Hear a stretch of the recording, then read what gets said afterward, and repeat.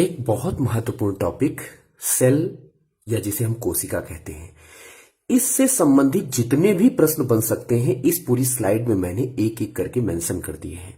और इसी प्रकार आप अध्ययन करिए जिससे भी परीक्षा में कोई भी प्रश्न छूटे ना आपसे। तो आइए चलिए आरंभ करते हैं। इस स्लाइड में अच्छे से क्वेश्चंस को समझ लेते हैं और जान लेते हैं।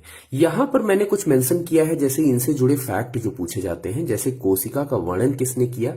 1655 ईस्वी में हुक के द्वारा किया गया था। बैक्टीरिया की खोज 1674 में एंटोनी वॉन लीवेनहॉक के द्वारा की गई थी। केंद्रक की खोज 1833 में ब्राउन के द्वारा की गई थी। इन्हें ब्राउन, ये क्वेश्चन कई बार पूछा गया है कि रॉबर्ट हुक और रॉबर्ट ब्राउन, रॉबर्ट इसमें भी लगा हुआ है, रॉबर्ट इसमें भी लगा हुआ है, तो डाउट होता है, थोड़ा सा ध्यान रखिएगा। माइटोकॉन्ड्रिया 1857 में कालीकर के द्वारा की गई। इसके बाद डीएनए का पृथक्करण, ठीक है, तो 1869 में मेशर के द्वारा। गाल्गी तंत्र 1898 में कैमिलो गाल्गी के द्वारा। सीमेंस 1939 में माइक्रो के द्वारा। डीएनए संरचना 1953 वॉटसन एवं क्रिक डबल हेलिकल मॉडल था जिसको इन्होंने प्रस्तुत किया था, संरचना बताई थी। इसके बाद कोशिका का अध्ययन साइटोलॉजी में करते हैं। ये साइटोलॉजी दैट मीन्स साइटो कोशिकालॉजी स्टडी। कोशिका का सिद्धांत 1839 में स्वान एवं स्लेडिन के द्वारा दिया गया था। कोशिका का व्यास 0.1 माइक्रोन। सबसे लंबी कोशिका तंत्रिका तंत्र न्यूरॉन होती है। सबसे लंबी और बड़ी कोशिका शुतुरमुर्ग की पक्षी की होती है। मनुष्य में कोशिकाओं की संख्या 10 टू पावर 14 या 1 खरब के आसपास होती है। टोटल, क्योंकि मनुष्य का जो शरीर होता है वो मिलकर बना होता है कोशिकाओं से। ढेर सारी कोशिकाएं मिलकर अंग का निर्माण करती हैं और अंग मिलकर पूरे शरीर का निर्माण करते हैं।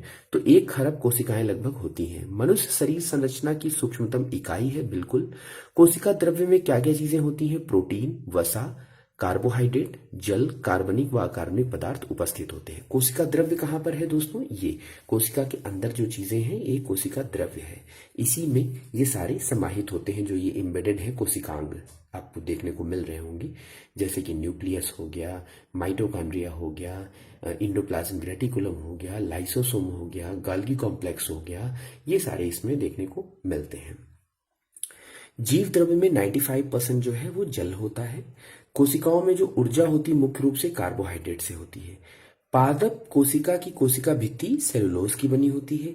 प्राणी कोशिका में कोशिका भित्ति अनुपस्थित होती है। ये ध्यान रखिएगा, ये प्रश्न कई बार पूछा गया है। कोशिका विभाजन समसूत्री विभाजन, अर्धसूत्री और असूत्री विभाजन, यानी इंग्लिश में कहते हैं माइटोसिस, मियोसिस एंड एमाइटोसिस। तो ये तीनों के द्वारा कोशिका विभाजित होती है। कोशिका विभाजन क्यों होता है? उसके पीछे कारण ये है कि जब मल्टीप्लिकेशन होगा तभी तो आगे, क्योंकि अब ढेर सारी कोशिकाएं मिलकर टिश्यू का निर्माण करती हैं तो मल्टीप्लाई होके ही करती हैं। तो कोशिका के 3 अंग प्रमुख कौन से हैं? कोशिका झिल्ली, केंद्रक और कोशिका द्रव्य। कोशिका झिल्ली, केंद्रक, और केंद्रक और कोशिका झिल्ली के बीच में जितना मटेरियल फिल होता है उसे हम क्या कहते हैं? कोशिका द्रव्य कहते हैं। माइटोकॉन्ड्रिया को power house of the cell कहा जाता है क्योंकि यहाँ पर एटीपी के रूप में ऊर्जा स्टोर रहती है। माइटोकॉन्ड्रिया जीवाणु और नीले शैवाल जो होते हैं उनको छोड़कर पौधों एवं प्राणियों की सभी सजीव कोशिकाओं में पाए जाते हैं। माइटोकॉन्ड्रिया कहाँ नहीं होता है? जीवाणु और नीलहरी शैवालों को छोड़कर बाकी सभी प्राणियों में और जो पौधे हैं सभी में माइटोकॉन्ड्रिया पाया जाता है। प्रोकैरियोटिक कोशिकाओं में गोल्गी बॉडी नहीं होते हैं। अब प्रोकैरियोटिक क्या होता है और यूकैरियोटिक? प्रोकैरियोटिक कोशिकाएं जो पुराने प्रिमिटिव टाइप की कोशिकाएं होती हैं उनमें नहीं पाया जाता है गोल्गी बॉडी। केंद्रक में क्रोमैटिन नेटवर्क गुणसूत्र के रूप में पाए जाते हैं। केंद्रक के अंदर थ्रेड लाइक स्ट्रक्चर होता है जो कि गुणसूत्र के रूप में होते हैं। गाल्गी बॉडी कोशिका का ट्रांसपोर्टर कहा जाता है। गाल्गी बॉडी का कार्य यह होता है कि वन प्लेस से अनदर प्लेस चीजों को ट्रांसपोर्ट करना, तो इसीलिए उसे ट्रांसपोर्टर की संज्ञा दी गई है। पादप कोशिका में क्लोरोप्लास्ट पाया जाता है, जंतु में नहीं, क्योंकि क्लोरोप्लास्ट जो भोजन बनाने में इंपॉर्टेंट रोल प्ले करता है, जिसे हम क्लोरोफिल भी कहते हैं, तो वो क्लोरोप्लास्ट के अंदर ही क्लोरोफिल भरे होते हैं।